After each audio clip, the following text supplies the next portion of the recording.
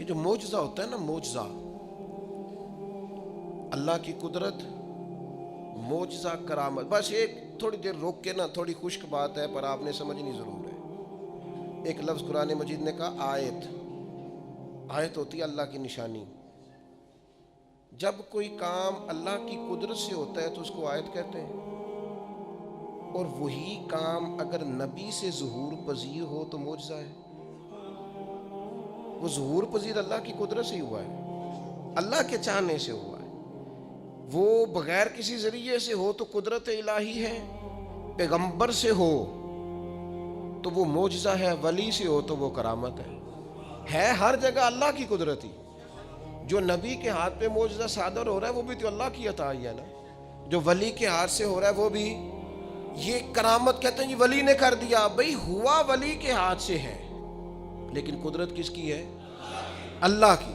وہ ہمارے سلطان الواعظین رحمت اللہ علیہ اس طرح سمجھایا کرتے تھے، فرماتے تھے ہے دودھ ہی،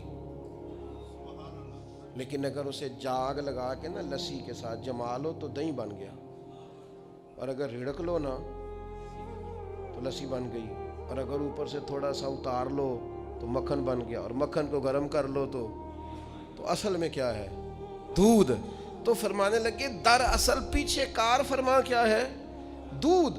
کہتے ہیں آپ کو بندہ کہتے ہیں نا جی میں دودھ کا تو اقرار کرتا ہوں، مکھن کو نہیں مانتا، میں دودھ کا تو اقرار کرتا ہوں، لسی کو نہیں، میں دودھ کا اقرار کرتا ہوں پر میں نا گھی کو نہیں مانتا، تو اس بیوقوف کو کہا جائے گا لسی کا انکار بھی دودھ کا انکار ہے، اسے کہا جائے گا مکھن کا انکار بھی دودھ کا ہی انکار ہے، اسے کہا جائے گا یہ جو تو انکار کر رہا ہے نا گھی کا، یہ بھی دراصل انکار۔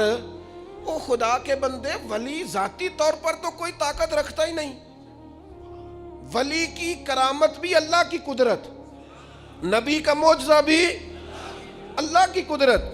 اب آپ واقعہ معراج کو دیکھیں، نبی پاک نے کب کہا میں گیا ہوں؟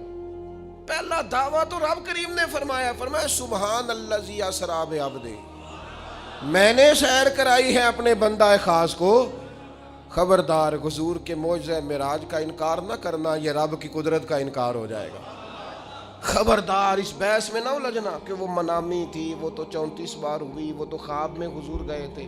وہ خدا کے بندے، خواب میں تو جانے محبوب کتنی بار گئے، لیکن یہ جو معراج ہے نا حضور کی، یہ معراج حضور جسم کے ساتھ روح کے ساتھ گئے۔ اور پھر معراج کی حکمتیں لکھی ہے علماء نے۔ کبھی کبھی نا دل بڑا اداس ہو جاتا ہے،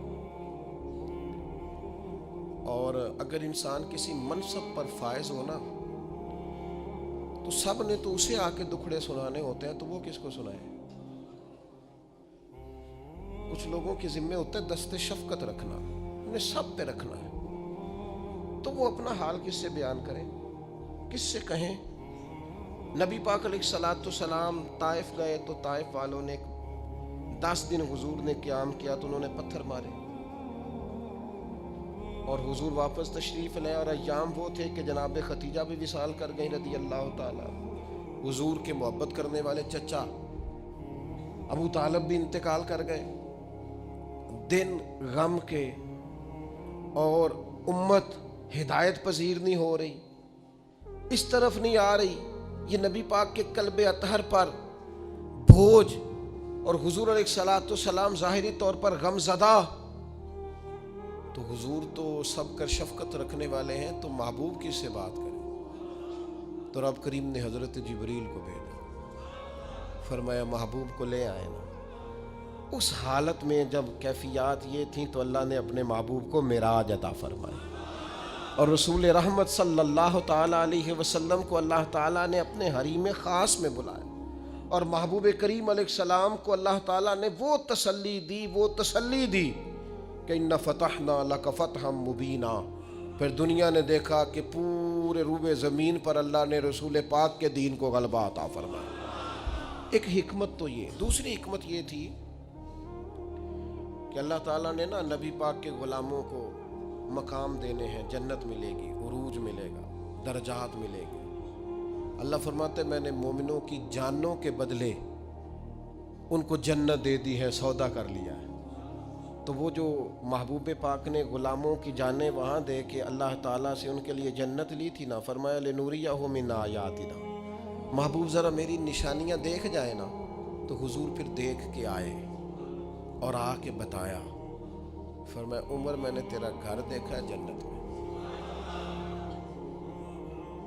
یہ اس عمر کا گھر دیکھا ہے جنہوں نے زندگی ساری زمین پہ سو کے گزاری، میں آپ کا گھر دیکھ کے آیا ہوں جنت میں، اور دروازے پہ حور بھی بیٹھی تھی۔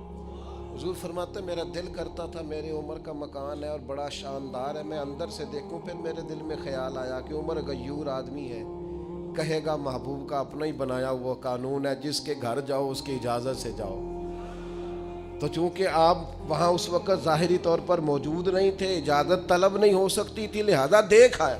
حضرت عمر رو پڑے، کہنے لگے مجھے میری ماں روئے میں آپ پر غیرت کرتا، آپ ہی کا تو صدقہ ہے۔ تو رسول پاک علیہ السلام کو اللہ نے وہ ساری چیزیں عطا